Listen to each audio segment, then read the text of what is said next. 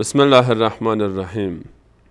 اللهم صل علی محمد و علی آل محمد كما صليت على ابراهیم و علی آل ابراهیم انك حمید مجید و بارک علی محمد و علی آل محمد كما باركت على ابراهیم و علی آل ابراهیم انك حمید مجید. سلام عرض میکنم خدمت همه شما خوبان، عزیزان، مهربانان، دوستداران سفره دل. الله رو بی نهایت سپاس از اینکه یک بار دیگر این فرصت در اختیار ما قرار گرفت تا دیگر بار در یکی دیگر از برنامه‌های سفره دل خدمتگزار شما خوبان و مهربانان باشیم به همراه عزیزان پشت صحنه و جناب دکتر نور محمد عمرای عزیز که در این برنامه سفره دل از معدود برنامه‌هایی است که همراه ما در استودیو هستند. گرچه در هفته‌های گذشته زیاد در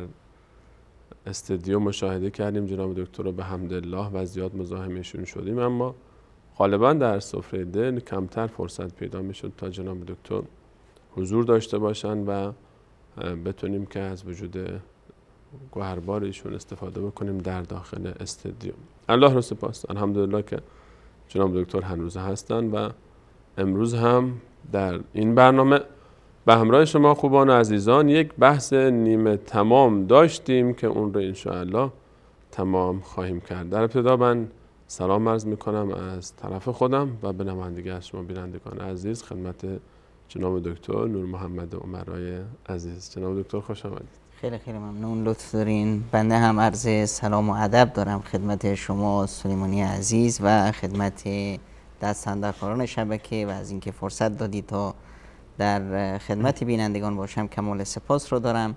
همچنین عرض سلام و ادب دارم خدمت شما بینندگان عزیز از اینکه ما رو در برنامه هامون همراهی میکنید و بعد از برنامه با ما در تماس هستید. کمال سپاس رو دارم از شما و از اینکه خداوند این فرصت رو داد که در رکاب جناب استاد سلیمانی در خدمت شما باشم.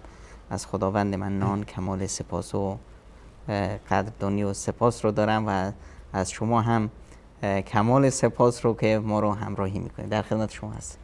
خدمت از ما جناب دکتر. ما جناب یک موضوع رو با شما آغاز کرده بودیم در برنامه‌های گذشته سفره دل درباره تربیت فرزندان و دو قسمت در این باب صحبت کردیم. حالا چون شاید مقداری فاصله افتاده بین این برنامه و برنامه‌های مرتبط گذشته و شاید بعضی از بینندگان عزیز هم ندیده باشن برنامه‌های گذشته رو، من دوست دارم در ابتدا مقداری از خلاصه ای از آنچه که ما در برنامه‌های گذشته در این باب بیان کردیم رو برای عزیزانی که احیانا شاید فراموش کردن یا شاید همراه ما نبودن رو مختصراً ذکر بفرمایید. بسم الله الرحمن الرحیم. الحمدلله و الصلاة و السلام علی حبیبی و مولای رسول الله و علی آله و صحبه و من والاه. ما در مبحث تربیت فرزندان دو برنامه رو با هم داشتیم و یک طرحی رو پیش روی دوستان گذاشتیم که چطور فرزندشون رو تربیت کنن. در حقیقت اینی که مثلا ما به فرزندامون بها بدیم، خب این یه وظیفه الهی است. اوصیکم الله یوصیکم الله فی اولادکم. خداوند شما رو سفارش میکنه در فرزندانتون. آخه فرزند مسیر زندگی ماست و عصای پیری ماست و در نهایت در روز قیامت هم همراه ماست و اگه ما رفتیم پیش از فرزندان حساب جاری ماست توی دنیا. واسه همینه که حتی پیامبران از جانب خداوند امر می شدن که فرزندانشون رو، خانوادهشون رو تربیت کنند. و امر اهلک بالصلاة واصطبر علیها، که فرزندانتون رو بر مفاهیم اخلاقی، مفاهیم عبادی تربیت کنید و در راه تربیت فرزندان مشقت هایی که هست اونها رو تحمل کنید. ما روی برخی از انحرافاتی که باعث برخی از انحرافات سلوکی رفتاری در فرزندان میشه هم اشاراتی داشتیم. گفتیم که مثلا فقر و ناداری، یتیمی، طلاق، اختلافات خانوادگی، رفتارهای خشن والدین و مسائل این چنینی و دنیای اطراف جهان اطرافی که به اصطلاح بچه در محیط اطرافی که هست، رسانه چه نقش‌های منفی میتونن داشته باشن در انحراف فرزندانمون. و مباحث تربیتی رو وقتی مطرح کردیم، مبحث ایمانی زیاد تاکید داشتیم که فرزند باید به اصطلاح اساس و بنای ایمانیش قوی باشه. چطور ما فرزندمون رو ساختار و کیان و شخصیتش رو چطور یک شخصیت تماما ایدئال کنیم. از جانب ایمانی مبحث به اصطلاح دید ایمانیش چطور باشه، تربیت بر شناخت خدا و شناخت رسول و شناخت مفاهیم دینی چطور باشه. همه اینها محبت خداوند، محبت رسول اکرم صلی الله علیه و سلم و یاران و صحابه رو چطور در کیان فرزندمون ما بکاریم. این پایبند کردن فرزند به عبادت ها، که عبادت ها رو با چه شوق و اشتیاقی به طرفشون بره و احساس نکنه که اینا یک باری هست که رو دوشش هست. این مباحث ایمانی رو ما بهش اشاراتی داشتیم. تربیت از جانب اخلاقی و سلوکی فرزند رو خیلی تاکید کردیم روش، که فرزندمون رو چگونه طوری بار بیاریم که احساس کنه که به اصطلاح یک انسان فریخته است و یک انسان فریخته هم باشه. در مباحث اخلاقی چطور فرزندمون رو تربیت کنیم که راستگو باشه، احترام دیگران رو داشته باشه، ایثار و گذشت از خود داشته باشه، چطور بتونه خودش رو در جامعه به عنوان یک انسان نمونه و الگو به اصطلاح مطرح کنه و جامعه اون رو به اصطلاح بها بده و میدان بده، خودش رو در واقع به جامعه تحمیل کنه با اون اخلاق و رفتار خوبی که داره. چطور اخلاق زشت و رفتار بد رو از خودش دور کنه، دروغگویی، نمیدونم چپاول حق دیگران، تجاوز به حق دیگران، این مفاهیم رو از خودش دور کنه، در اخلاقش، در رفتارش، در سلوکش چطور یک انسان درست باشه.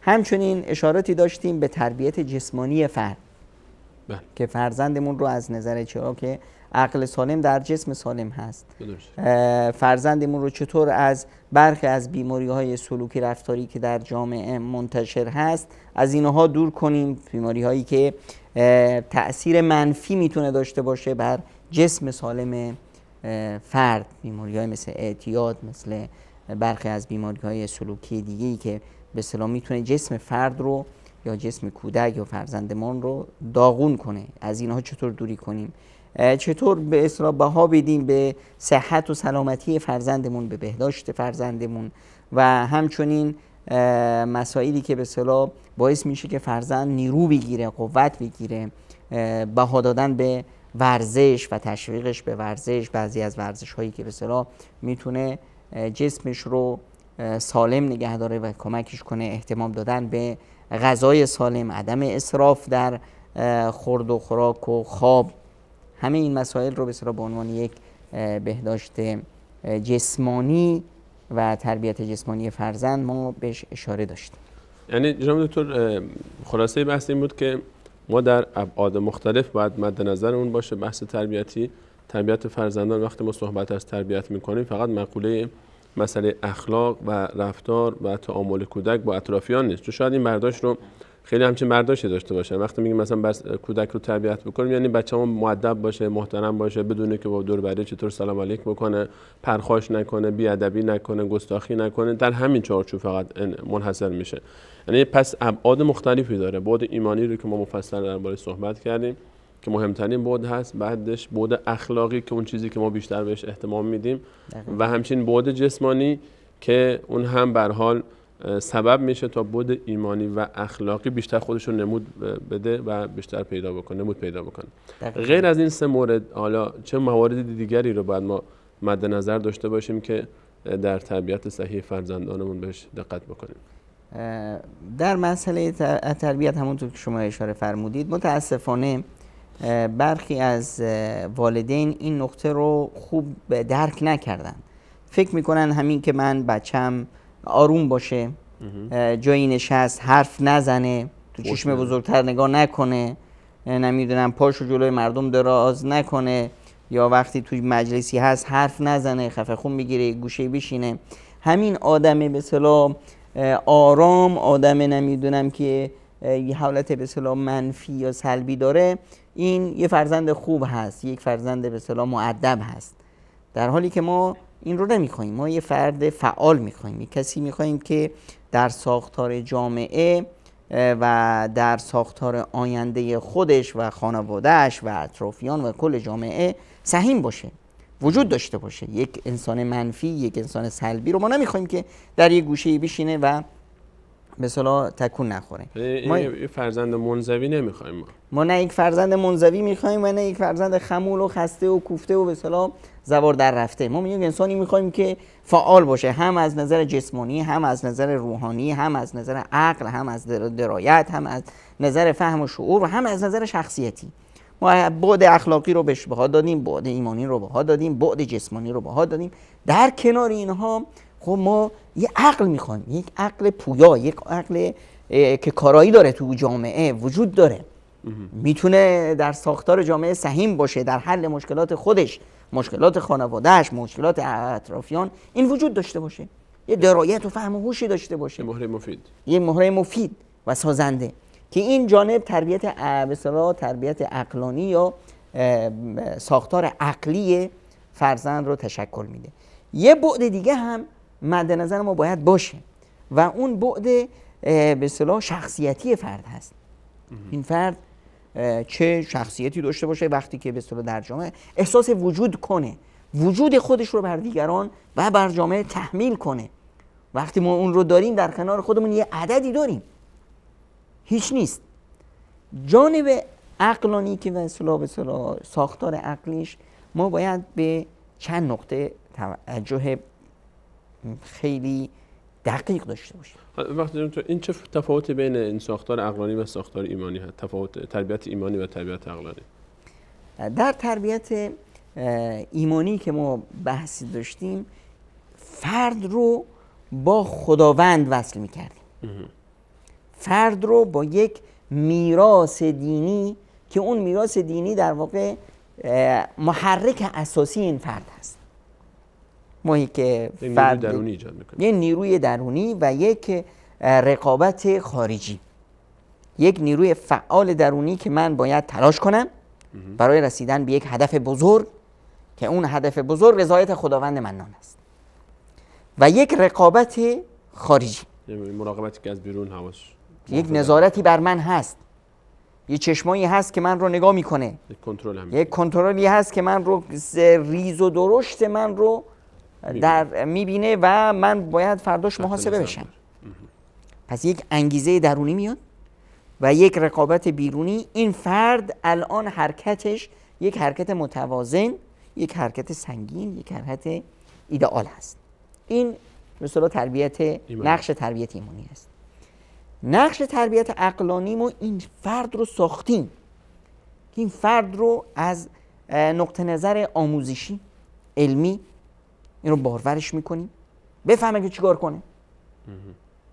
یعنی شاید یک فرد از نظر علمی ضعیف باشه، اما از نظر ایمانی ما بتونیم فرد رو بسازیم. اینجاست که دیگه نمیتونه کارهای خوب نمیتونه بده. یعنی علاوه ایمانی روش کار کردیم، تقویت شده، اما علاوه علمی اون بنیه اصلی رو نتیجه چی میشه؟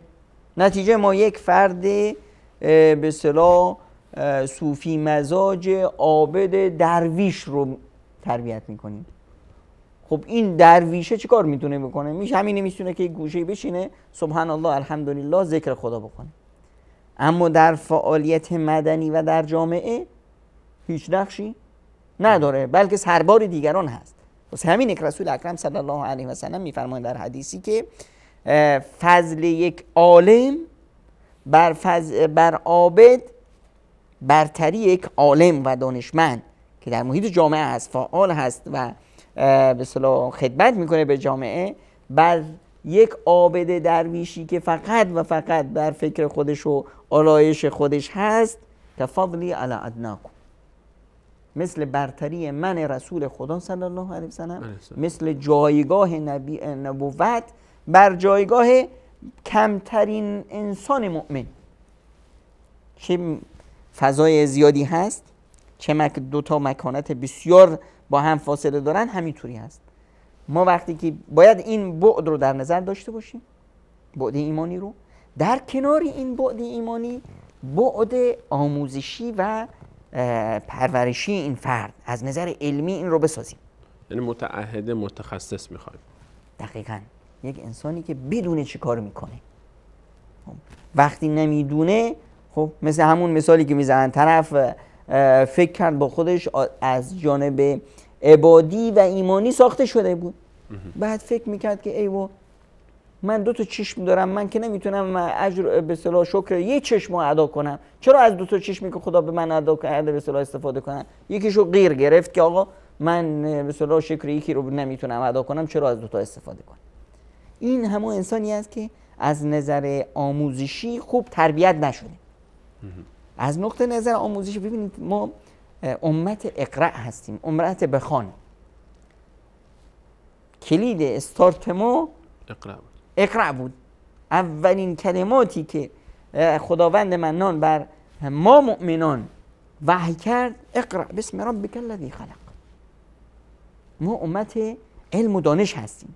باهای علم و دانش رو وقتی میفهمیم که ببینیم که رسول اکرم صلی الله علیه و سلم به دانش آموز میگه که ای دانش آموز، تو وقتی که میری در پی علم، ملائکه پروردگار، فرشتگان خداوند بالاهاشون رو میذارن رو زمین، فرش میکنن تا دانش آموز ما روی بالاهای فرشتگان بره به سوی به اصطلاح مکتب و تحصیل و آموزش.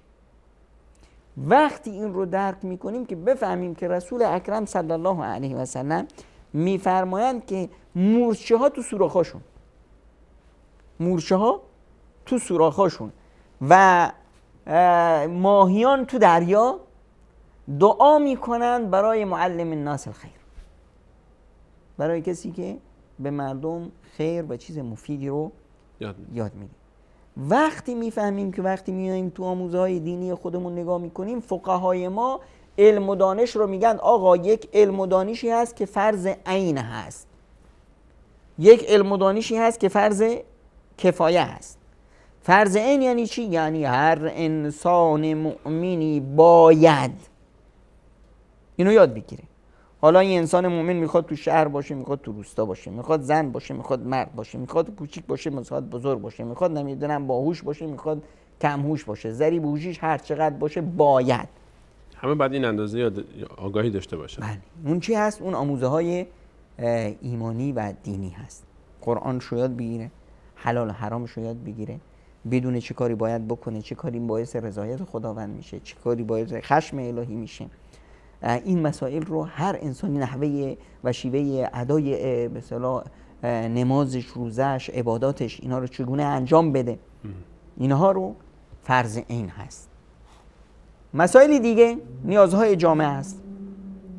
این نیازهای جامعه باید برآورده بشه. خب نیازهای جامعه به برخی از افراد نیاز داره. ما چند تو روستامون یه پزشک داشته باشیم کافیه، یه ماما داشته باشیم کافیه، نمیدونم 2 تا مهندس 5 تا مهندس کشاورزی داشته باشیم کافیه. کفایت میکنه دیگه، خرج بقیه در میاد، مشکل حل میشه. من.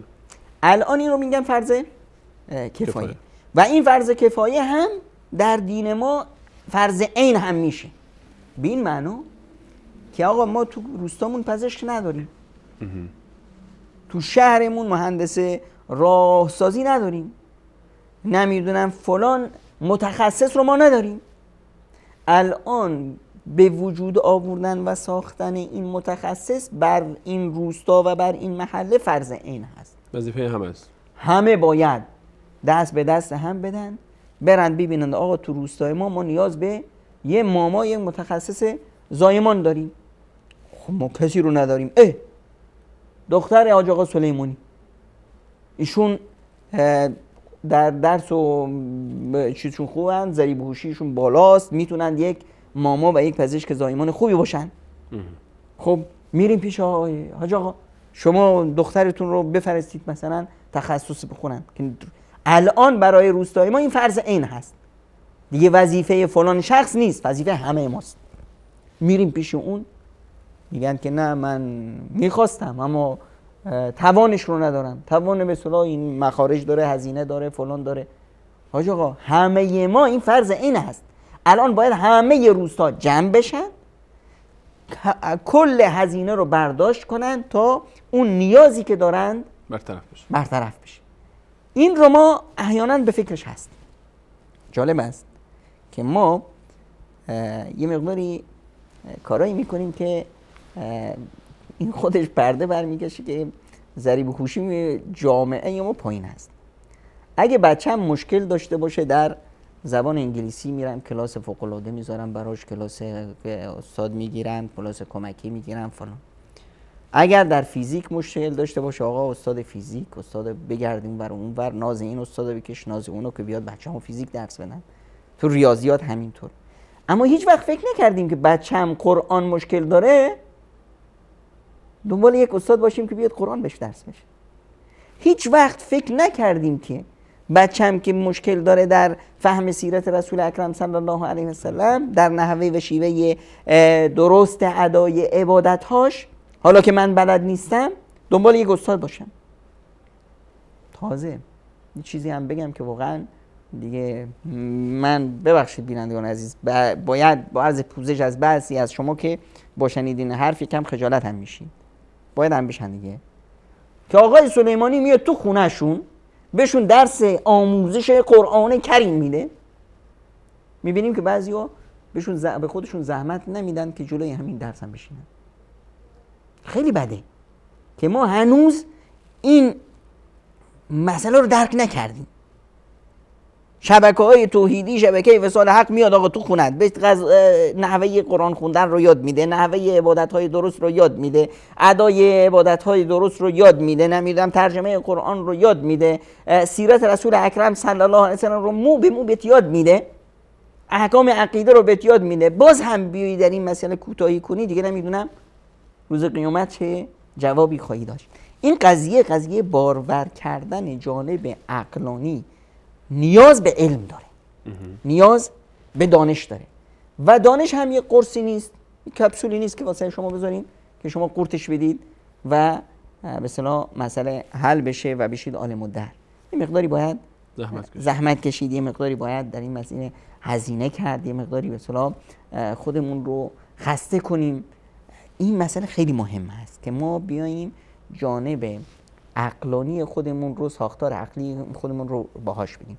یه موردش، یه محورش همین باها دادن به جانب آموزشی هست. یه مورد دیگهش هم هست جناب آقای سلیمانی، قضیه بعد فکریش. یعنی چی؟ یعنی اینی که بینش تو باشه، خب این ساختار فکری که ما متاسفانه خیلی وقتا هست که روی این کار نمی‌کنیم. در نتیجه وقتی بچه ما میشینه جلوی یک نمیدونم رسانه‌های هرتقورتی که میاد هر چی که به اصطلاح از دهنشون میپرونن، بچه ما هم زود تأثیر میپذیره، فکر میکنه که اینایی که مثلا میان شبهه‌های حرفای چرند میگن یا بگوهایی که میان در مورد اسلام نمیدونم شبهه پراکنی میکنن و فلان میکنن، بچه ما هم چون که ما اون رو نساختیم، خالی و ذهن است، یک لیوان خالی است، هر چی توش بذاری پر میشه. درست. خب الان ما باید چیکار کنیم؟ ما باید به بچه‌مون بفهمونیم و این امکان نداره مگر اینی که بچه بیاد تو میدون. به بچه‌مون بفهمونیم که قرآن کتاب آسمانی خدا مسیر زندگی جاویدان و سعادتمند رو به ما نشون میده. قرآن هم نظام زندگی است، هم نظام قانونگذاری برای همه زمانها و همه مکانها و هم سعادت آخرت رو برای ما تضمین میکنه. ما به بچه‌مون نتونستیم تا حالا بفهمونیم که اسلام دین جاودانگی است، دین همگانی است. رسول خدا صلی الله علیه و سلم پیامبر رحمت للعالمین هست، تنها مال مسلمانان نیست. آموزه ها و دینهاش، بسیار دینش و راهکار زندگی که میده برای همه بشریت هست. فقط مال قرن 20 و به قرن نمیدونم 18 و 15 نبود، تا روز قیامت هست. خب وقتی که بچه‌مون این بینش رو پیدا کرد، ما در واقع بچه‌مون رو واکسینه کردیم. الان دیگه این بچه رو بندازش تو اروپا، بندازش تو بذارش هر رسانه‌ای که دلش میخواد نگاه کنه، بذاره هر سایت اینترنتی که وارد بشه نگاه کنه. الان این بچه ما نه اینی که رنگ میگیره، بلکه وقتی که اونا رو میبینه که حرفای به اصطلاح بیهوده و یاوه سرایی میکنن، واکنش نشون میشه، بهش برمیخوره که این نفهم چی داری میگی، این دین ما اینطور نیست، تو نمیدونی. وقتی طرف میاد مثلا میدونی بعضیا مرض دارن، اسهال سخنوری دارن، میاد میگه که آقا اسلام نمیدونم به زنها ظلم کرده. وقتی که بچه ما جایگاه زن رو در جامعه اسلامی، در قرآن، در سیرت رسول اکرم صلی الله علیه و سلم میدونه، دیگه الان نمیتونه این حرف پوچ رو تحملش کنه. جواب میده. وقتی طرف میاد میگه که مثلا در قضیه میراث به زن نصف میدن، به مرد این که ظلمه به مرد. وقتی بچه ما میدونه که قوانین میراث چی هست، در جایی اصلا زن همه میراث رو میبره، در جایی نصف رو میبره، در جایی 2 برابر مرد میبره، همه اینا رو وقتی میدونه میبینه که این طرف داره پرته، تو میدون نیست، اینجا واکنش نشون میده و تصحیح میکنه. بچه ما نه اینکه تنها تونست، میتونه به اصطلاح در مقابل این شبهه هایی که میذارن، در مقابل این واکنش نشون میده، بلکه به عنوان یک دعوتگر میاد تو میدون. وقتی که ما روی قضایای فکری و آموزه های فکری بچه‌مون کار میکنیم، اون وقت دیگه ما ترسی از این نداریم که بچه گمراه بشه، بچه نمیدونم رنگ بگیره از محیط های دیگر، بلکه از چه سن سالی باید شروع بکنیم جناب دکتر این تربیت فکری رو؟ خب الان مثلا بیان کردن بعضی از مقوله ها و بعضی از مسائلی که حالا شبهاتی که مطرح میشه، به نمونه مثلا همین مسائلی که شما ذکر کردین، اینها رو خب شاید فهمش و درکش برای بچه‌ها در سن طفولیت سخت باشه. از چه موقعی باید شروع کرد؟ چطور باید این تفکر رو ایجاد بکنیم در ذهن فرزندمون؟ ما وقتی فرزندمون رو تربیت میکنیم، تربیت فرزند از بد به تولد هست و اینی که ما فکر میکنیم بچه‌مون به اصطلاح درک نداره، این عدم درک و درایت ماست. بچه از همون کوچیکی شروع میکنه به آموختن و همون کوچیکی به خصوص در سنین مثلا 7 سال تا 7 سال این کیان عقیدتی بچه پخته میشه. وقتی ما بیاییم در همین سن طفولت ببینید چقدر افراد موذی، افراد منحرف روی همین کودک کار میکنن. برنامه‌های کودک، بستن کودک، ربط دادن کودک به دنیای غیر واقعی. برنامه کودک بیشتر چی هست؟ این تخیلات و کارتون هایی که ساخته میشه، یعنی باغ وحش، بیشترش باغ وحش هست. بچه ما رو میگیرن میبرن پیش گربه ها، پیش نمیدونم مارها، پیش سگ ها، پیش تو جنگل و اینا. آخرش چه برمیاد؟ یه گربه، به اصطلاح میمون، یه چیزی مثل این. در حالی که ما میتونیم بچه رو از همین سنین کودکی ببینید، پیامبر ما رو تشویق میکنه که بچه‌مون رو در عمر 7 سالگی ببریم مسجد. الان بچه شخصیتش میدونه که من کی هستم، هویتش مشخص شد. من یک انسانی هستم که یه جایی دارم، یک مرکزی دارم که در اون با بقیه جامعه خودم هم پیمان میشم، هم عهد میشم، جایگاه خودم رو دارم، احترام خودم رو دارم. بچه که میره مسجد، بزرگ و کوچیک همه احترام یکدیگر رو دارن، یعنی یه شخصیت هستن و این شخصیت وصل هست به چی؟ به محراب و به آسمان ها و به عبادت. پس یک هویتی ما به بچه‌مون گذاشتیم روش. این بچه الان در تصرفاتش بچه مسجدی است، بچه محرابی است، بچه نماز است. بچه نماز میدونه که در غیر از خدا هیچی نمیخواد. از غیر از خدا ترس و واهمه‌ای نداره. پس در جلوی غیر از خدا هم سرخم نمیکنه. تمرین میکنه دیگه، هر روز داره این درس‌ها رو یاد میگیره، کلا عملی داره میبینید. این فرد دیگه الان کی میتونه همچون این فردی رو که حاضر نیست، از همون کودکی یاد گرفته که از غیر از خدا هیچی نمیخواد. حالا این غیر از خدا هر چی میخواد باشه، هر کی میخواد باشه، میخواد پیامبر باشه واسه خودش، میخواد نمیدونم امام و امامزاده و امامزاده بیژن باشه و امامزاده عین و غین باشه و هر مزخرفاتی که باشه. این بچه الان دیگه کسی نمیتونه این رو گول بزنه، نمیتونه این رو تسخیر کنه، نمیتونه این رو تحقیرش کنه، نمیتونه یک قدرتی اون رو به زانو در بیاره. چرا؟ چون که این یاد گرفته که در مقابل غیر از خدا هیچ به اصطلاح کمر خم نخواهد کرد. این فرد رو وقتی ما بچه رو از همون کودکی این مفاهیم رو یاد میدیم، از همون کودکی سعی میکنیم چشم گوشش رو باز کنیم. به این معنا که در جامعه تنها ما نیستیم. در جامعه گرگ‌های زیادی هستن، در جامعه نیرنگ و حیله ها هست. از همون کودکی یادش میدیم که در جامعه‌ای که ما هستیم ما مسئولیت داریم که همه جامعه رو هدایت کنیم. ما مسئولیت داریم که رهبری جامعه رو به عهده بگیریم برای رسوندن جامعه به سوی رضایت الله تعالی. در این میان شیطان و همپیماناش هستن. صهیونیسم عالمی هست، صهیونیسم جهانی و فعالیت‌هاش برای ویران کردن عقل، برای خارج کردن مؤمن از پوست ایمانیش. در کنار این صهیونیسم جهانی ما صفویت رو داریم، یک عنصر وحشیگرا، یک عنصری که در قبرها زندگی میکنه، یک موجود حقود، یک موجود به اصطلاح ویرانگر، یک موجودی که به اصطلاح در پی فتنه افروزی و کشت و کشتار و تکفیر و نمیدونم اینجور عقلیتی هست. بچه ایمون چش و گوشش باز هست دیگه. الان گوله مثلا آخوند و گوله نمیدونم شعارهای اونها رو نمیخوره. به بچه‌مون یاد میدیم که یک نیرنگ‌های خبیث دیگه هم تو جامعه هستن. بهاییت هست، نمیدونم بابیت هست، مسیحیت هست، کمونیستیت هست، یهودیت هست. همه اینها رو به بچه وقتی یاد میدیم میفهمه که من در مسیری که حرکت میکنم این مسیری هست که توش به اصطلاح پستی بلندی هست، توش گرگاهایی هستن، خارهایی هستن که باید من مواظب باشم.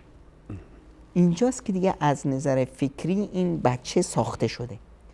الان این بچه به دینش افتخار میکنه، به وجودش افتخار میکنه، به شخصیتش افتخار میکنه و دیگه الان ما از این بچه هیچ خطری رو براش هیچ ترسی هم نیست، هیچ واهمه ای نیست که این بچه من مثلا راه به چاه بزنه یا از نظر عقیدتی، از نظر بینش دینی، از نظر اخلاق و روند تربیتی متأثر بشه. اینه که بچه من تأثیر میذاره رو دیگران، اون تأثیر نمیپذیره، از دیگران رنگ نمیگیره، مفاهیم درست رو با دیگران شریک میشه، در مفاهیم اشتباه یا دوری میکنه یا دیگران رو اصلاح میکنه.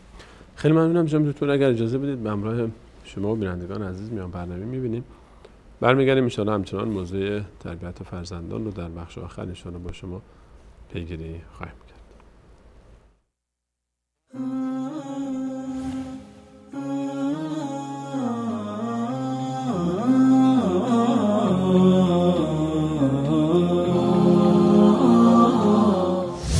الله الله یا الله،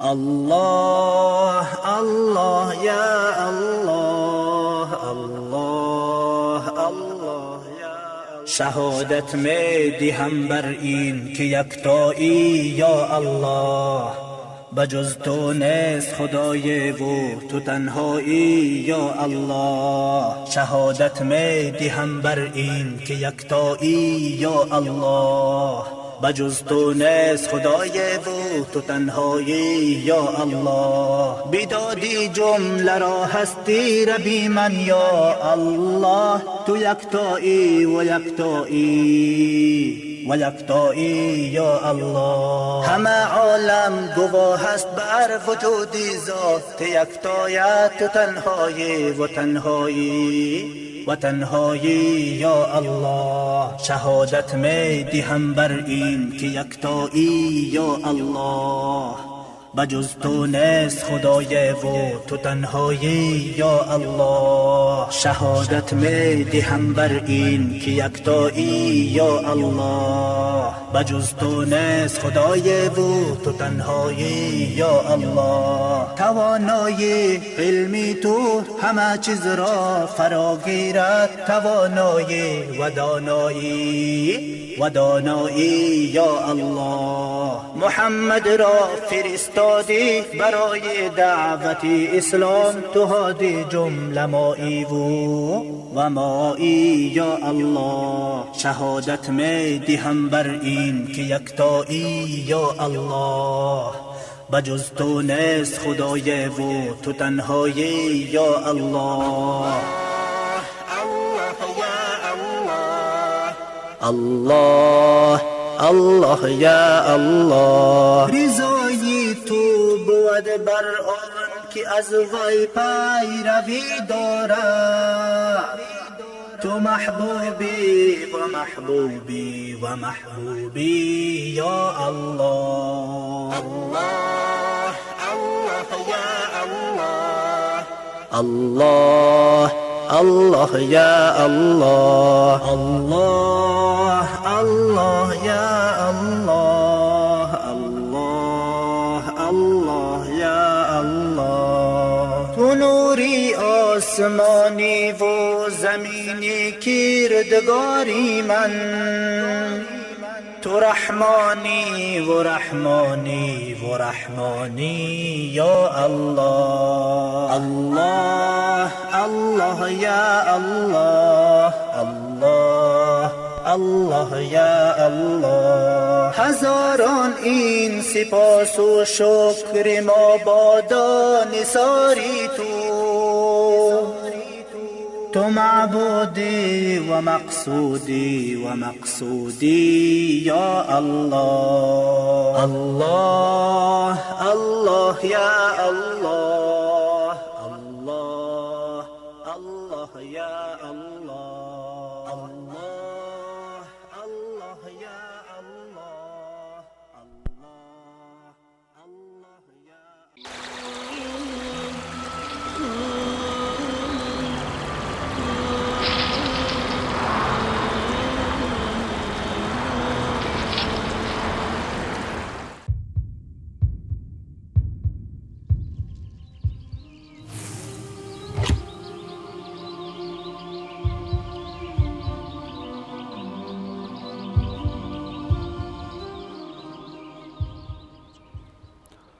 بعد سلام مجدد خدمت همه شما خوبان و عزیزان، همچنان با شما هستیم با موضوع تربیت فرزندان. تا به حال جناب دکتر 4 مبحث رو مطرح فرمودن.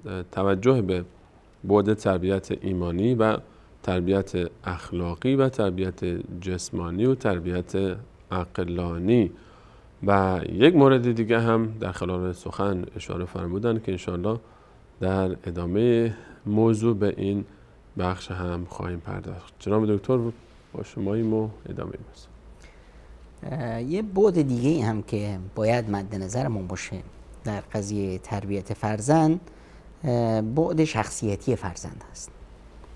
به این معنا که ما فرزندمون رو تربیت کنیم بر وجود داشتن در جامعه.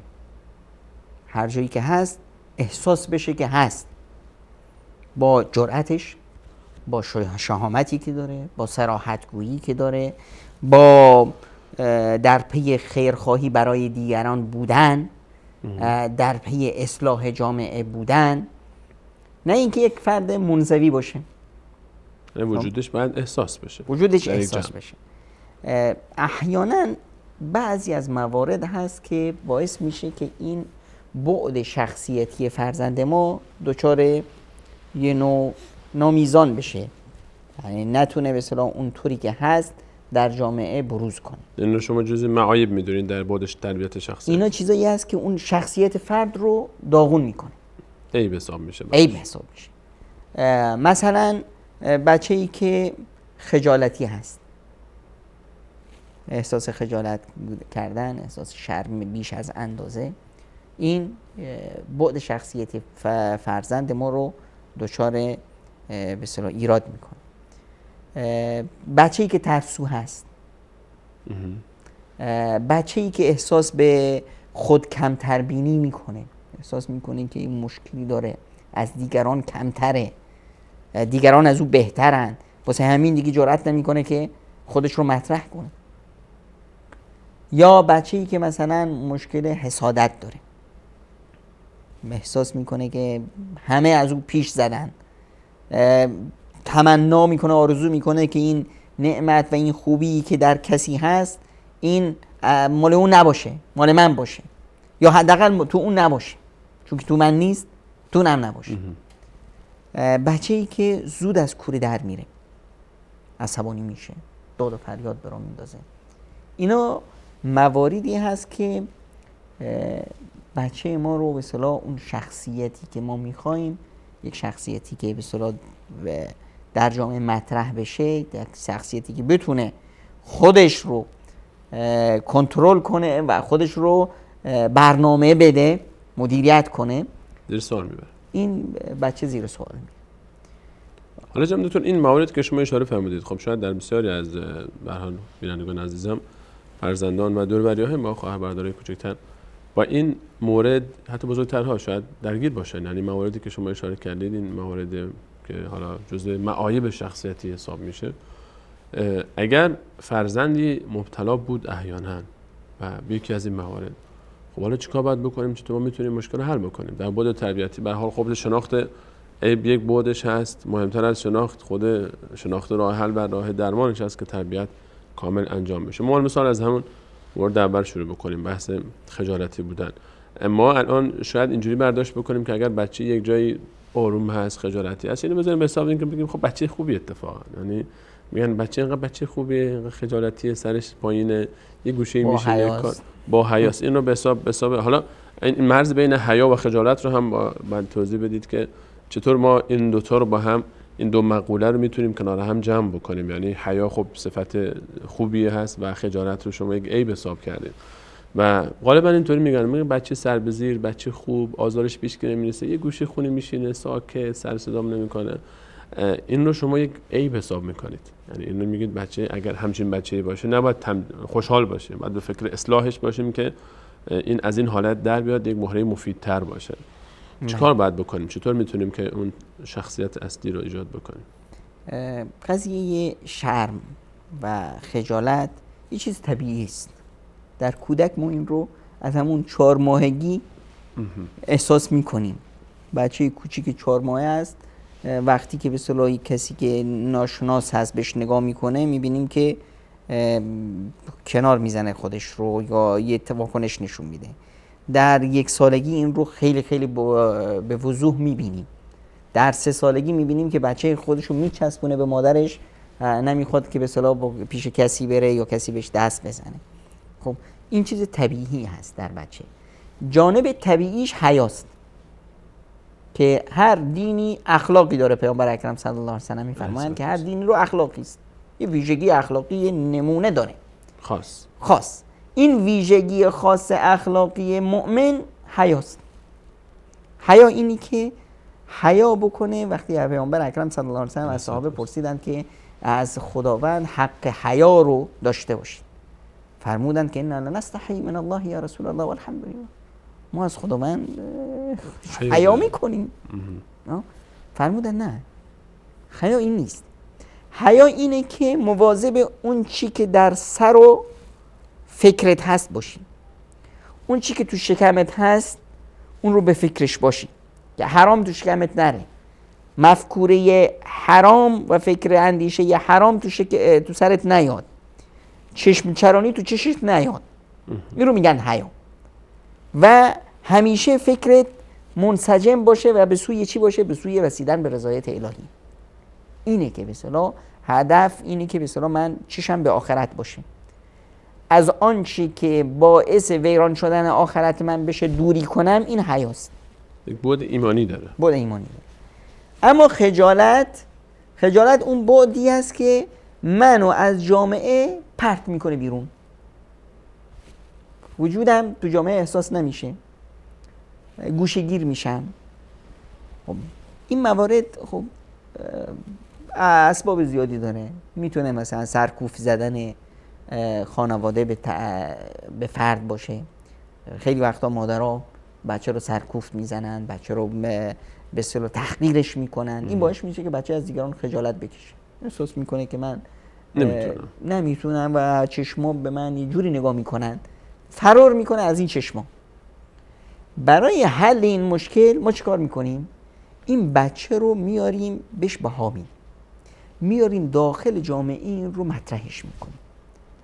بچه‌مون میگیم که یه چیزی برو به فلانی بگو، دهنش وا بشه. ما اگر در سیرت رسول اکرم صلی الله علیه و سلم نگاه کنیم، میبینیم که اونجایی که صحابه بزرگ نشستن، شخصیت هایی که تاریخی دارن واسه خودشون، یعنی ابوبکر برای خودش تاریخ است. وقتی در کنار پیامبر اکرم صلی الله علیه و سلم میشینه یه وزنه است، عمر یه وزنه است، عثمان یک وزنه است، همه این صحابه شخصیتایی هستن. در کنار همین صحابه ما نوجوانا رو میبینیم همینجور نشستن، زل زدن تو صورت پیامبر و دارن گوش میکنن. کودکانی که در مقابل بزرگ‌ها شاید اصلا هیچ حساب نشن، اما اینا در مجالس پیامبر حضور فعال دارن. که حتی مثلا ما در یک قصه زیبایی داریم که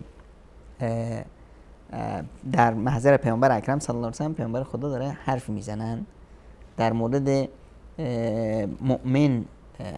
یه چیزی میگن که مؤمن مثلا پایدار هست، مثل درختی هست که بفرمایید. اگه اجازه بدین دوستان میگن یک میان برنامه عاجل میگیریم، سریع برمیگردیم ان شاء الله.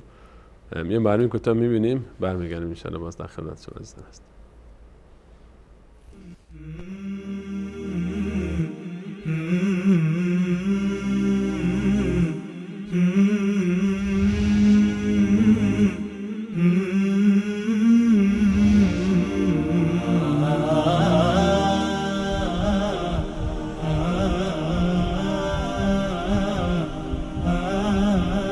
آیا دلمرده‌ای که ما او را زنده گردانیدیم و برایش نوری قرار دادیم که در پرتو آن در میان مردم راه می رود، مانند کسی است که در تاریکی به سر می برد و نمی تواند از آن بیرون بیاید؟ این گونه کارهای کافران برایشان آراسته شده است. وصال حق مرهمی بر دلهای بیمار.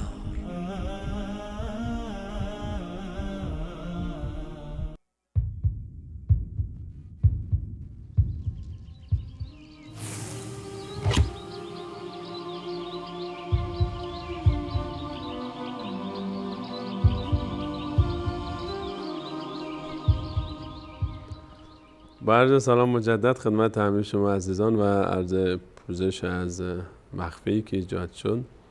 همش زیر سر رفیع بود دیگه، کارگردان برنامه ما رو مجبور کرد که میان برنامه بگیریم. قبل از این وقفه درباره بحث خجالتی بودن فرزندان صحبت میکنیم با جناب دکتر و اینکه فرزندی اگر خجالتی هست چیکار بکنیم. جناب دکتر داشتن صحبت میکردن که مجبورشون کردیم صحبتشون رو قطع کنیم. با عرض پوزش جناب دکتر میشنویم. خواهش میکنم.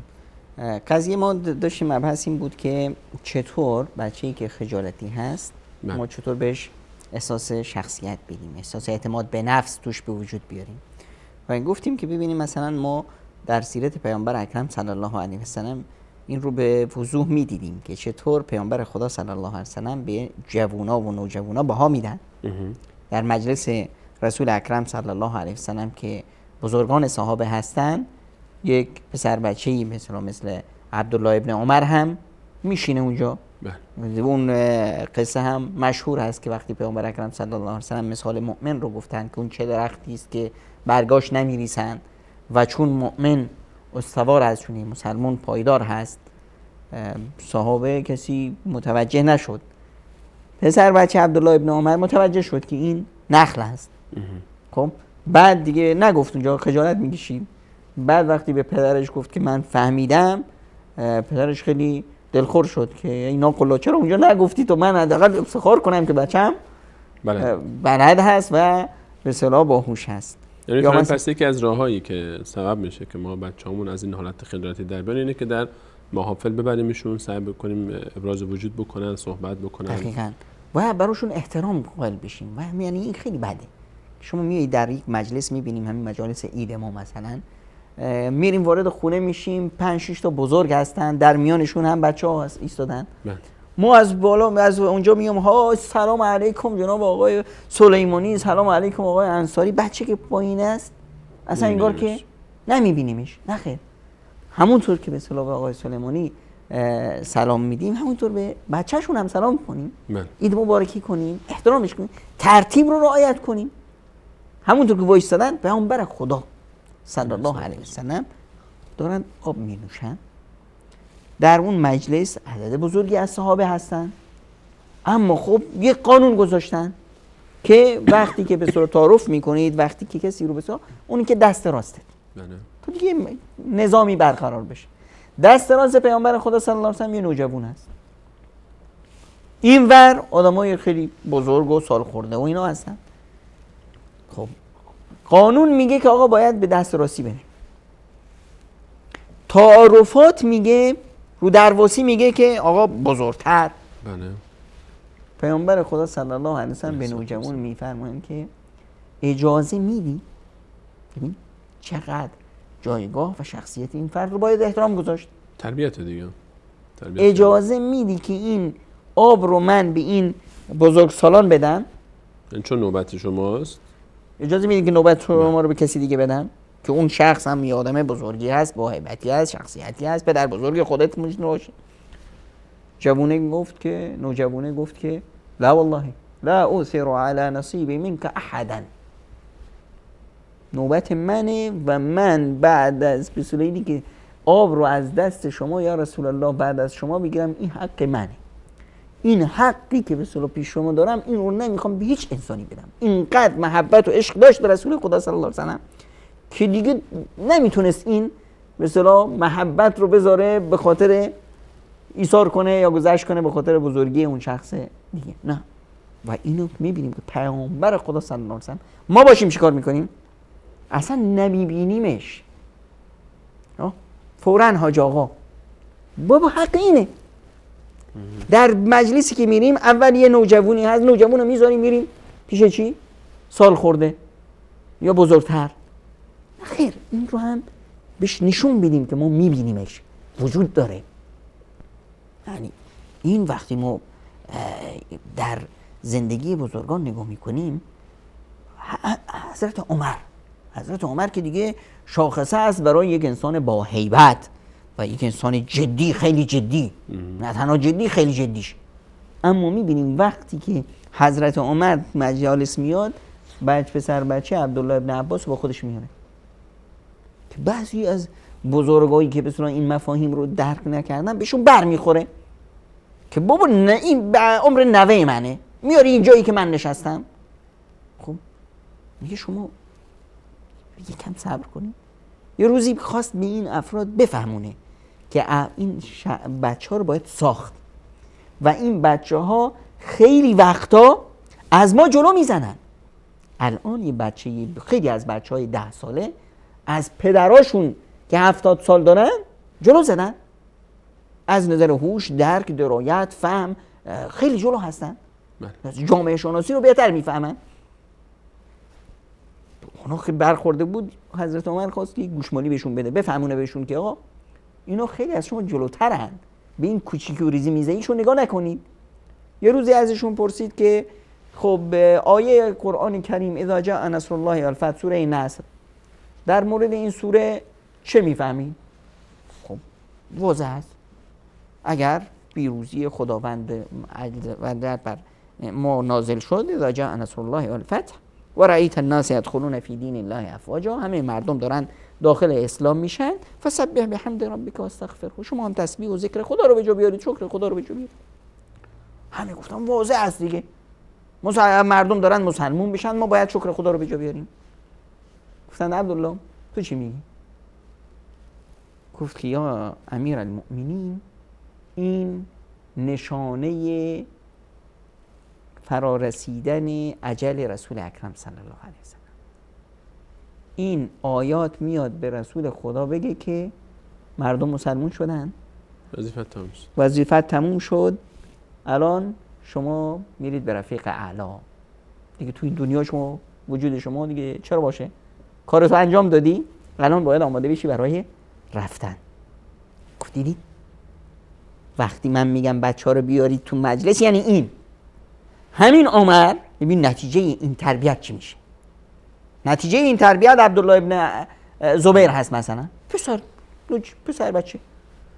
عمر و خلیفه مؤمنین با برخی از به صورت مدیران دولتی در حال حرکت هستن، میان بچه ها تا میبینن فرار میکنن، تو کوچه داشتن بازی میکنن فرار میکنن. هیبت امیرالمؤمنین هست، شخصیت های بزرگ میان، خب بچه ها میخوان که راه باز بشه. عبدالله ابن زبیر اینجور وایساده. حضرت عمر تعجب میکنه که این نوجوان ماشاءالله چه جرأتی داره، همه فرار کردن این مون. گفت چرا فرار نکردی؟ گفت یا امیرالمؤمنین مگه من جنایتی کردم فرار کنم؟ هیچ گناهی نکردم که فرار کنم، چرا فرار کنم؟ کوچه هم تنگ نیست که برم کنار. بفرمایید شما راه بشه. این اعتماد به نفس، شخصیت. این عبدالله ابن زبیر کیه؟ همون عبدالله ابن زبیری که پدرش زبیر چی کار میکرد؟ وقتی میرفت به جهاد پسرش رو پشت سرش میبست، تو جنگا پسر 5 ساله رو پشت سرش میبست که ببینه جنگ یعنی چی، یاد بگیره شمشیر زدن یعنی چی. دیگه الان از شمشیر نترسه. مادرش اسما همین پسر بچه رو میگرفت میبرد شب هنگام پشت کو، میبرد پشت کو تو تاریکی، خودش ور میگشت میگفت پشت سر من بیو، که بچه از تاریکی نترسه. جن و هیولا و غول و نمیدونم این مزخرفات تو ذهنش اصلا معنا نداشته باشه. خب اینه وقتی ما بچه رو تربیت میکنیم به این صورت، این بچه چی میشه؟ بچه میشه همین پسر حضرت عمر. حضرت عمر خیلی جالب است. یه روز عید بود، خب پولی چیزی نداشت که مثلا برای لباس نوعی برای بچه‌هاش تهیه کنه. یکی از بچه‌هاش لباساش همچین پاره پوره بود. وقتی این رو دید دلش سوخت، اشکش جاری شد. پسر دید که پدر گریه میکنه. گفت بابا چی شده؟ گفت هیچی، من میترسم که تو بری جلوی بچه ها لباسای پاره تو ببینن خجالت بکشی. تعجب کرد. گفت بابا چی داری میگی؟ خجالت رو اون کسی بکشه که نافرمانی خدا رو کرده، خدا ازش راضی نیست. اون کسی باید خجالت بکشه که پدر و مادر ازش راضی نیستن. و انی لارجو رضا الله من رضاک. من از این که تو از من خوشحال بشی، من آرزو دارم که خداوند به خاطر خوشنودی تو از من خوشنود باشه. حالا دیگه من چرا خجالت بکشم؟ اینه که وقتی ما بچه رو اینطور تربیت کنیم نتیجه این میشه. دیگه بچه ما از این که فقیره، از این که نمیدونم لباسش مثل لباس فلانی نیست، از این که فلانی دوچرخه داره من ندارم، از این که فلانی مدادش مداده نمیدونم درازی است و مداد من کوچیکه، از این که پاکنش از پاکن من بهتره، از این که کفشش از کفش من تمیزتره یا بهتره، از این خجالت نمیکشه.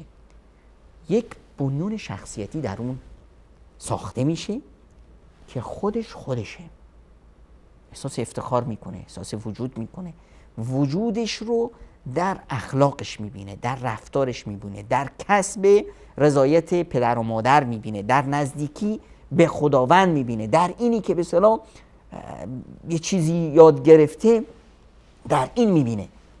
دیگه در این پشیز دنیا و زرق و برق دنیا خودش رو کم نمیبینه. حالا جناب دکتر اشاره کردید شما به موضوع ترس و به هر حال بعد از بحث خجالتی بودن یکی از مواردی که خیلی مشهوده بین فرزندان، خصوص باز شهرنشین ها الان در حالا شاید روستاها باز به خاطر شکل فضا و اینکه در فضای باز هستن و باغ و مزرعه و شاید شب هنگام خارج میشن با بزرگترها میرن میان، ترسشون کمتره. برای مبارزه با این ترس چیکار باید کرد؟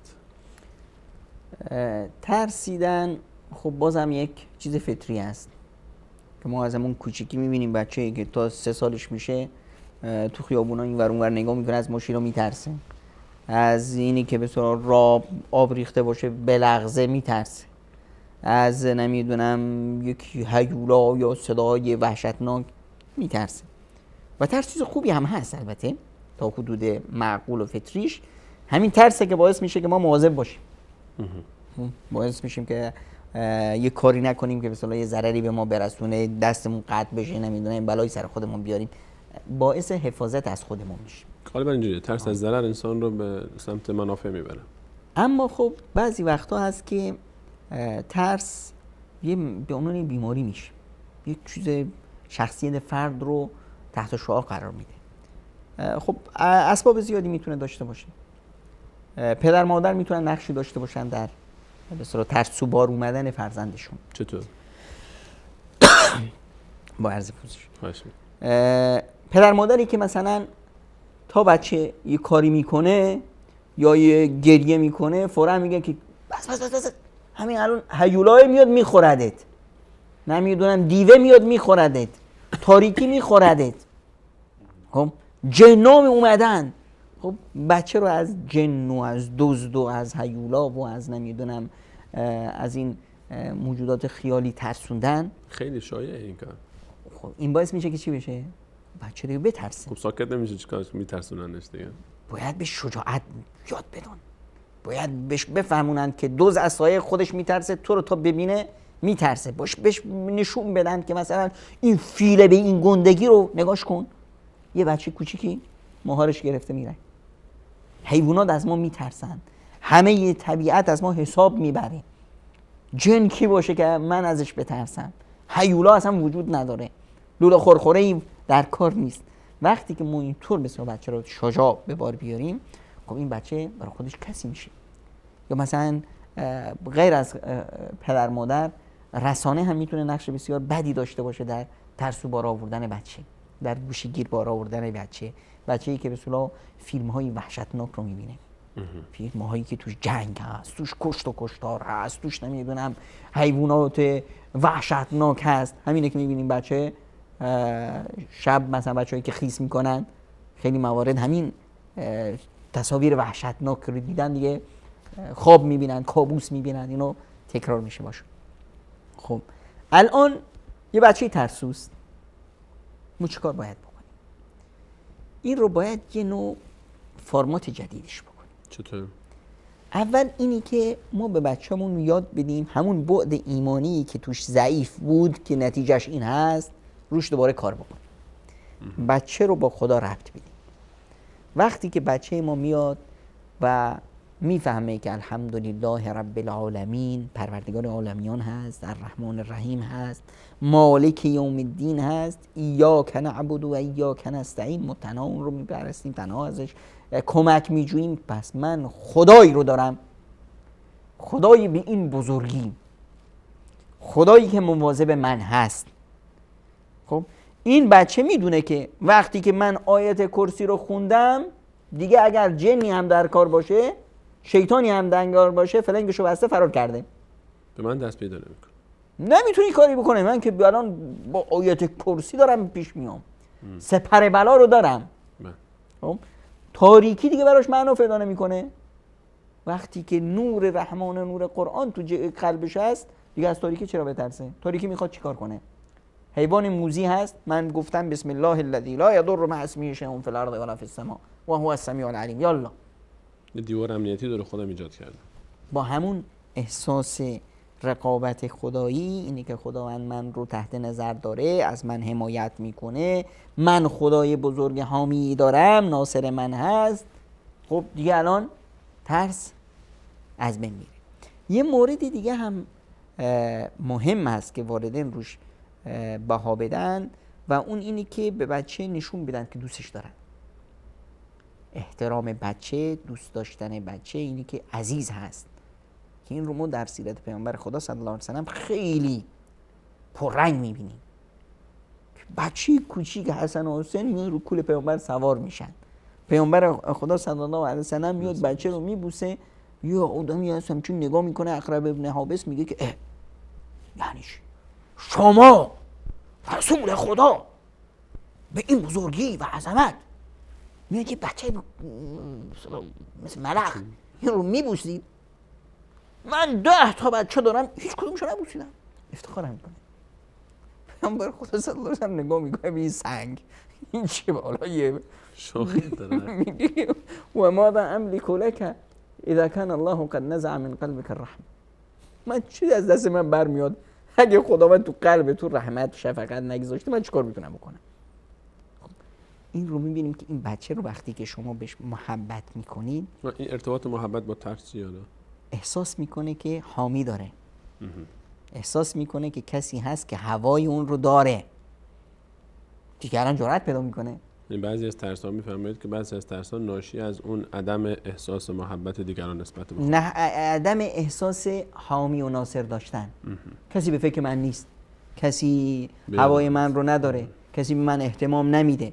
اما وقتی من میبینم که به اصطلاح بچه وقتی میبینه که پیش پدرش اینقدر عزیزه، عموش اینقدر بهش احترام داره و عزیزه پیشش، پیش مادرش، پیش برادر بزرگترش، پیش عزیزش، پیش همسایه، پیش فلان، دیگه الان با جرأت میاد جلو. اینهو که وقتی ما بچه‌مون رو تو تاریکی میفرستیم یه جایی، میگیم که برو فلان چیزو بیار، من دارم نگات میکنم، حالا نگاش هم نکنیم، اون میره، اما چون که فکر میکنه دو چشم دارن اون رو مراقبت میکنن، با جرأت میره. همین حس همراهی بهش نیرو میده. دقیقاً. وقتی ما توی یک به اصطلاح محیط جامعه هستیم، توی این محیط جامعه وقتی همسایه ها هوای من رو دارن، من بچه، پدر مادر هوای من رو دارن، همه هوای من رو دارن، احساس امنیت میکنم. الان هم در کنار احساس امنیت کردن، این به اصطلاح احساس به اینی که دیگران من رو دوست دارن، دیگران هوای من رو دارن، این دو فایده داره. یکی اینی که ترس رو از بچه میریزه، دوم این که سلوک بچه رو کنترل میکنه. دیگه الان این که من که بسیار اینقدر عزیزم، همه هوام رو دارم، دیگه نشه که از من کاری سر بزنه، حرکتی سر بزنه که بسیار باعث بشه که تو چشم دیگران بیفتن. یه مورد دیگه هم هست که از بعد عقلی و تربیت عقلی باز ما از اونجا کمک میگیریم و اون اینه که ما بیایم بچه‌مون رو با تاریخ خودمون خوب بدیم. یعنی چی؟ یعنی اینی که بچه‌مون رو برداریم، همون کاری که در به اصطلاح در مبحث سیرت همگام با نبی رحمت ما کردیم، که بچه‌مون رو برداریم ببریم کجا؟ زیر چکاچک شمشیرهای غزوه‌های پیامبر اکرم صلی الله علیه و سلم. تاریخمون رو بهش نشون بدیم. وقتی بچه ما میبینه در غزوه بدر معاذ و معوذ، دو پسر بچه کوچیک، چطور رشادتمندی نشون میدن، که تو قلب باطنش بهش میگه که من چیم از اینا کمتره؟ من چی از چی بترسم؟ وقتی میبینه که عمیر ابن ابی وقاص میره پشت اسبا خودش رو پنهان میکنه، سعد میگه برادر چیکار میکنه اینجا؟ میگه که نکنه که رسول الله صلی الله علیه و سلم منو ببینه و چون که کوچیکم نذاره که برم غزوه برگردونه منو. خب میگیم که بچه ما میگه که من چیم از اون کمتره؟ خب اینی که ما بچه‌مون رو به اصطلاح آموزش بدیم این مفاهیم شجاعت، دلیری، این بچه خود به خود وقتی میشنوه اینا رو تکرار میکنه. همونطور که وقتی بچه ما نگاه میکنه به اصطلاح به فیلم‌های مستهجن، خودش اخلاقش خراب میشه. وقتی که تو به اصطلاح فیلم‌های بد افراد بد و دزد و قالتاق و نمیدونم اونها رو باز تکرار میکنه، همونطور وقتی که ما مفاهیم درست، شجاعت، دلیری رو به بچه‌مون یاد میدیم، اون چیکار میکنه؟ همون شجاعت، دلیری در اون انعکاس پیدا میکنه. واسه همینه که حضرت عمر رضی الله تعالی عنه میفرمودن که بچه‌هاتون رو، در احادیث پیامبر هم هست که بچه‌هاتون رو شنا یاد بدید، بچه‌هاتون رو تیراندازی یاد بدید، بچه‌هاتون رو سوارکاری یاد بدید. حضرت عمر چی میگه؟ میگه بچه‌هاتون رو تیراندازی یاد بدید، شنا یاد بدید و یادشون بدید که چطور بپرن روی اسب، از اسب بپرن رو زمین. خب دیگه این بچه وقتی که به اصطلاح با اسب، یعنی اسبی میگیم الان اسبش نیست، خب بچه رو یاد بدید چی داری. پدری که دوچرخه داره به بچه یاد بده که دوچرخه سواری کنه. پدری که نمیدونم برادر بزرگی عزیزی همسایه‌ای که موتورسیکل داره بذاره که بچهش موتورسیکل یا همسایه‌ها اینو موتورسیکل یاد بگیرن. پدری یا بزرگی که یک ماشین داره بذاره که همه بچهای همسایه ماشین سواری بهشون یاد بده که این فرزند احساس بکنه که یه شخصیت هست برای خودش، به اصطلاح یک شخصی هست که قابل احترام هست، باید احترام دیگران رو داشته باشه، دیگران احترامش داشته باشن، وجود داشته باشه. حالا جناب دکتر، ما چون 5 دقیقه بیشتر تا پایان برنامه فرصت نداریم، من دوست دارم که بحث رو جمع بکنیم. در کل در باب تربیت شخصیتی کودکان و فرزندانمون چه نکاتی رو بیشتر باید مد نظر قرار بدیم اگه بخوایم کل بحث رو خلاصه بکنیم؟ در مبحث اینی که ما یک بچه سالم و یک بچه مفید داشته باشیم، ما همونطوری که به بعد ابعاد الان مثلا در زندگی ما بیشتر اهتمام ما به 2 نقطه است. یکی جانب اخلاقیش که به خانواده ها داد میزنند و هی که بچه ساکت شو، بچه نمیدونم این کارو بکن اون کارو نکن. یه بعد عقلی و ساختار علمی بچه هست که این رو هم ما به صورت ناقص بهش بها میدیم که فقط برخی موارد همون جایی که ما میخوایم تخصصی که میخوایم بچه بار بیاد رو اون تخصص کار میکنیم، در حالی که بعد ایمانی غایب هست که ما باید روی این خوب کار کنیم. بعد علمی و عقلانی بچه در شناخت علوم دینی که این در واقع هویت بچه است، در این ما خیلی کم کار کردیم، باید بیشتر توجه کنیم. بعد شخصیتی بچه که بچه وجود داشته باشه، یه وجود فعال، یه وجود مؤمن، یه وجودی که هویتش مشخص هست. ما وقتی که روی این بعد ایمانی کار نمی کنیم یه بچه ناخلف مشوهی به جامعه تقدیم میکنیم که بچه ما همینه که میبینیم بعضی بچه ها هستن از شکل و قیافش، از رفتارش نمیدونی که این هویتش چی هست، دینش چی هست، فکرش چی هست، اندیشهش چی هست. ما نیاز هست که بپرسیم که آقا این بچه فلانی چجور آدمی هست. باید بچه طوری باشه که ما نپرسیم که چجور آدمی هست، از شیوه راه رفتنش، از شیوه گفتارش، از جست و خویشش ما فوراً بفهمیم که آقا هویتش، شخصیتش چی هست. یه موردی که به اصطلاح باعث میشه که شخصیتش داغون بشه، مثلا یک مسائلی مثل احساس به خود کمتربینی که ما نتونستیم بهش اشاره کنیم، این موارد رو هم بهش بها بدیم که بچه نباید احساس بکنه که از دیگران کمتره، کم داره، دیگران به چشم حقارت بهش نگاه میکنن. نه خیر، باید طوری بار بیاریم که اولا ما تحقیرش نکنیم، به نامهای بد و القاب بد صداش نزنیم. بچه میتونه مثلا که مشکلی داشته باشه، یک بیماری داشته باشه، یک نقص عضوی داشته باشه، اون نقص عضو رو مشخص نکنیم، یا حتی خانواده نباید روی اون نقص عضو زیاد فشار بذارن، همشون رو بذارن که چون بچه نمیدونم یک معلولیتی داره پس باید ببریم مدرسه یه نمیدونم که مال این جور معلولیت ها هست. نه، بذاریم بچه خودش رو پای خودش وایسه، بذاریم که هر بچه‌ای که معلولیتی داره در مقابل اون معلولیت 100 برابر قدرت هایی در اون هست که میتونه این معلولیت رو جبران کنه. ما بذاریم این قدرت ها فعال بشه. ما با به اصطلاح نازک نارنجی آوردن بچه، با محبت های خالق خرسه نکنه که به اصطلاح اون قدرت ها و توانمندی ها و پتانسیل نیرویی که در بچه هست اون رو ما خاموشش کنیم یا داغونش کنیم. با در نظر گرفتن این موارد ما میتونیم یه بچه فعال، شاد و شنگول و با فهم و درایت و عقل و دانشی به جامعه تقدیم کنیم. انشالله که همه ما در مبحث تربیت فرزندان موفق باشیم و بتونیم مهره‌های مفیدی رو برای جامعه تقدیم بکنیم که آینده سازان با افتخاری باشند برای جامعه ما و برای امت اسلامی. جناب دکتر، من تشکر میکنم در پایان از حضور شما در این برنامه. اگر صحبتی دارید با بینندگان در پایان میشنویم. بنده هم از شما و از شبکه جهانی وصال حق که فرصت دادید تا در خدمت بینندگان باشن کمال سپاس و تشکر رو دارم و از خداوند منان میخوام که همه ما رو توفیق بده تا انسانهای مؤمن و صالح باشیم و بتونیم آینده سازان جامعه رو بهتر و بهتر تربیت کنیم.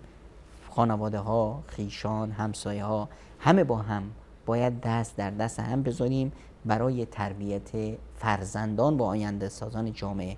فرزندان جامعه همه فرزندان ما هستند و اینها آینده جامعه ما هستند که باید روشون هزینه کنیم. انشاءالله. همچنین تشکر میکنم از شما عزیزان که برنامه خودتون رو تا این لحظه همراهی کردید. انشاءالله که بیننده برنامه‌های آینده ما هم خواهیم بود. تا برنامه بعد همه شما عزیزان رو به الله متعال میسپارم و تشکر ویژه قبل از اون از محمد رفیع عزیز و فرید و دیگر عزیزان اتاق کنترل. تا برنامه بعد همه شما خوبان رو به الله متعال میسپاریم. الله یار و نگهدارش.